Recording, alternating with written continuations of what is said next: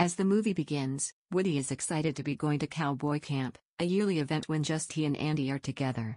But before they leave, Andy accidentally rips Woody's arm. Andy can't fix Woody, so rather than take him to camp, he leaves Woody behind. The next day, Andy's mom holds a yard sale, and almost all the toys panic that they will be sold. However, the one in real danger is a little squeaky toy penguin named Wheezy, whose squeaker is broken. Woody manages to call Andy's dog Buster to help him, and they get Wheezy back in the house. However, Woody is left outside and is soon found by Al McQuigan, the owner of Al's toy barn. Andy's mom quickly plucks Woody from the collector's grasp, saying that Woody is not for sale. When Andy's mom turns her back, though, Al manages to steal Woody, and quickly rushes off. The toys have seen this from Andy's room, and Buzz rushes outside to rescue his friend. However, the vehicle pulls away, but not before leaving behind a feather. Buzz also notes the license plate, which reads Tybran.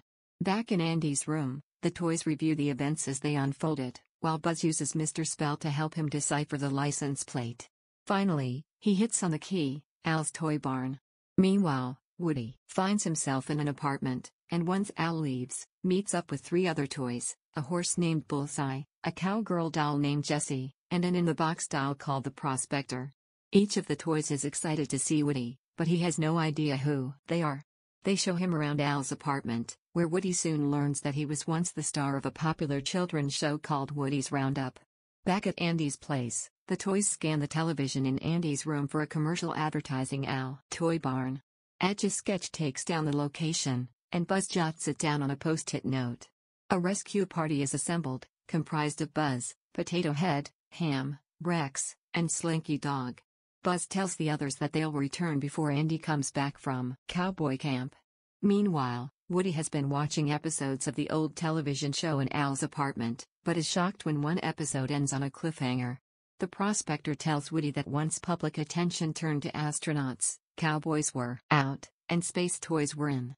Woody's mood soon sours when he learns that the entire collection of Woody's Roundup merchandise, as well as the 4 of them, are all set to be sold to the Kinoshi Toy Museum in Tokyo, Japan.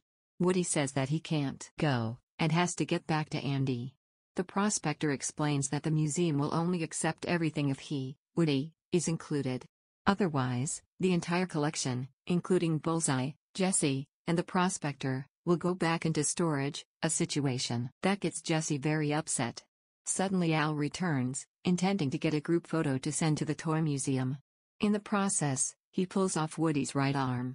Al takes the arm and calls a toy repairman, while Woody freaks out over the loss of his arm. Later that evening, Al returns to the main room and falls asleep watching TV. Woody notices that his arm is in Al's pocket, and attempts to get it back.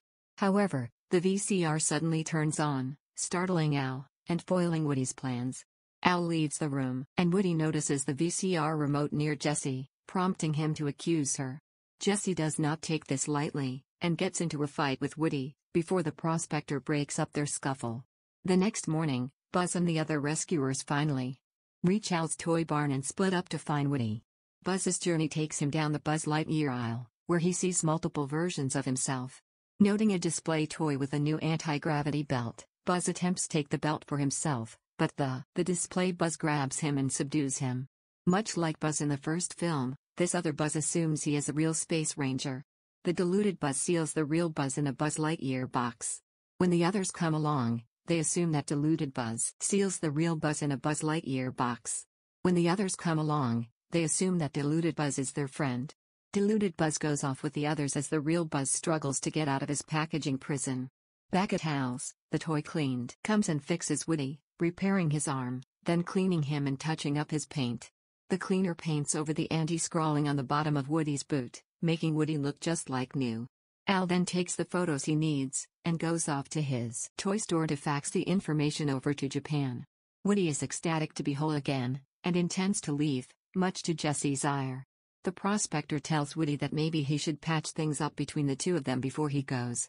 Woody tries to tell Jessie about how great Andy is, but Jessie tells him that she once had an owner as well, named Emily.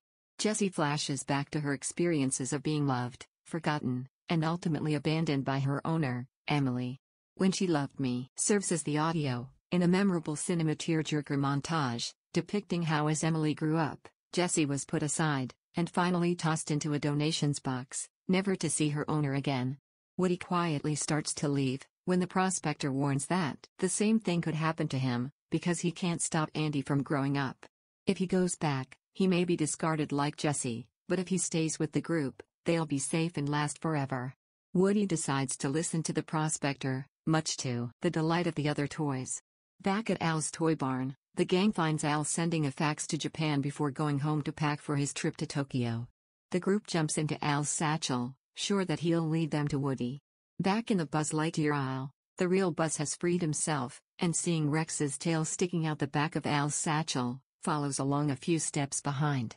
As Buzz exits the store, he knocks over a display, which also contains a box toy of Buzz's archenemy, Zurg.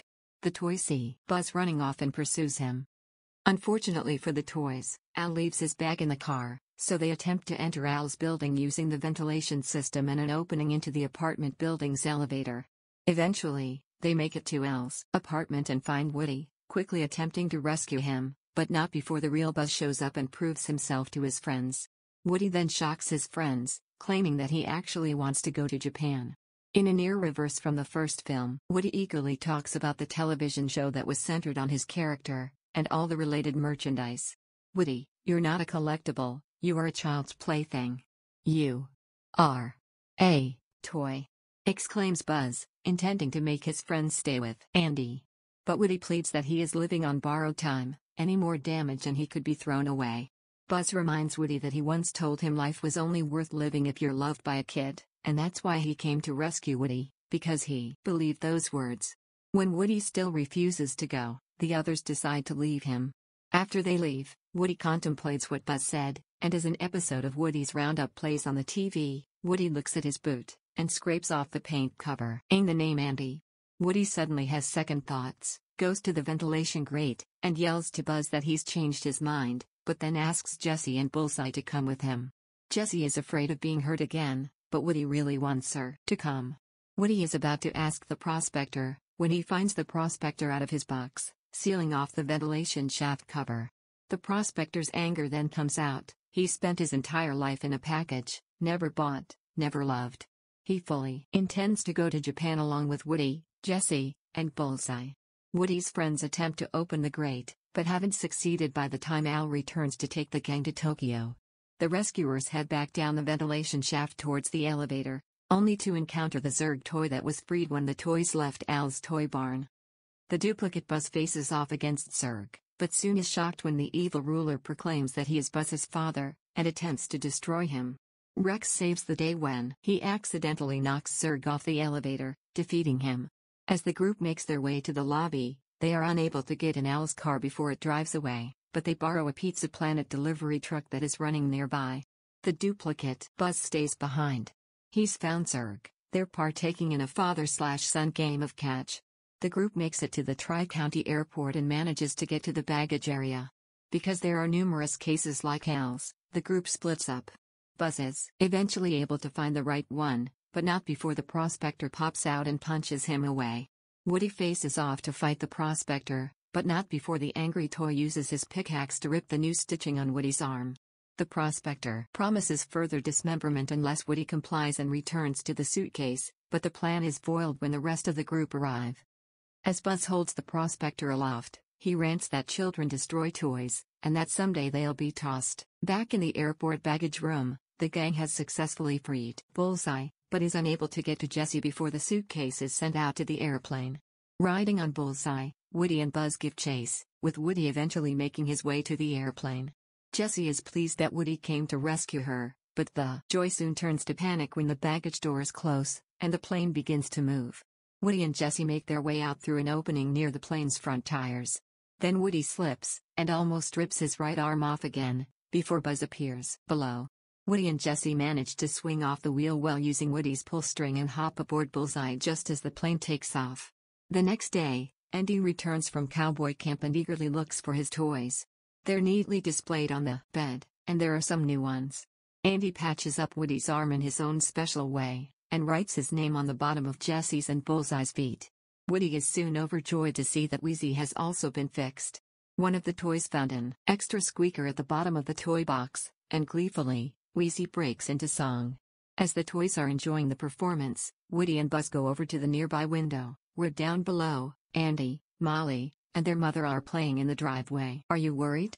asks Buzz, remembering Woody's fears of Andy growing up and throwing him away. "About Andy?" asks Woody. "Nah. It'll be fun while it lasts." The two join the other toys as Wheezy finishes his song, "You've Got a Friend in Me," voice, Robert Goulet. Thanks you for watching. Like and subscribe for more videos like this.